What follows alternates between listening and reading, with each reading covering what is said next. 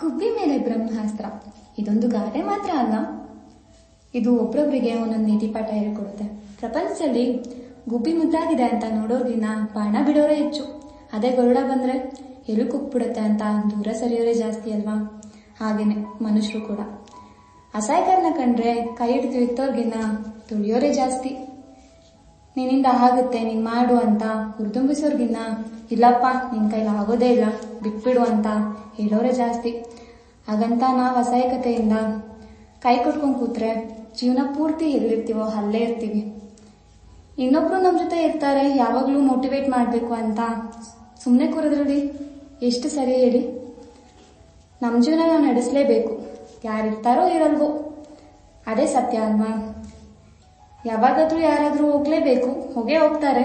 So ನಮ್ಮ life ನಾವು ನೋಡ್ಕೊಬೇಕು. ನಮ್ಮ ಸಹಾಯಕತೆನ ಬಿಟ್ಟು ನಮ್ಮ ಫ್ಯೂಚರ್ ಬಗ್ಗೆ ಏನ್ ಮಾಡ್ಬೇಕು, ಏನ್ ಮಾಡಿದ್ರೆ ಸರಿ ಅಂತ ಯೋಚನೆ ಮಾಡಿ ಕೆಲಸ ಮಾಡೋಣ ಅಲ್ವಾ? ಅದನ್ನ ಬಿಟ್ಟು ನಾವು ಗುಬ್ಬಿಯಾಗಿ ಮುದ್ದಾಗಿದ್ದೀವಿ ಅಂತ ಒಂದ್ ಕಡೆ ಕೂರೋದ್ ಬಿಟ್ಟು ಗರುಡ ಹಾಗೆ ಹಾರಾಡ್ತಾನೆ ಇರೋಣ. ಆಕಾಶದಲ್ಲಿ ಹಾರಾಡ್ತಿದ್ರೆ ಎಷ್ಟು ಚಂದ ಇರುತ್ತೆ ಅಲ್ವಾ? ಇನ್ನೊಬ್ರು ನಾ ಕುಕ್ಕೋಕ್ಕೋಸ್ಕರ ಅಲ್ವಾ, ನಮ್ಮ ಜೀವನ ಕಟ್ಕೊಳ್ಳೋದಕ್ಕೋಸ್ಕರ. ಯಾರಿಗೆಲ್ಲ ಆಕಾಶದಲ್ಲಿ ಹಾರಾಡೋದಕ್ಕೆ ಇಷ್ಟನೋ ಕಮೆಂಟ್ ಮಾಡಿ. ಹಾಗೆಯೇ ನಮ್ಮ ಚಾನೆಲ್ನ ಸಬ್ಸ್ಕ್ರೈಬ್ ಮಾಡಿ. ಪ್ಲೀಸ್ ಸಪೋರ್ಟ್ ಮಾಡಿ.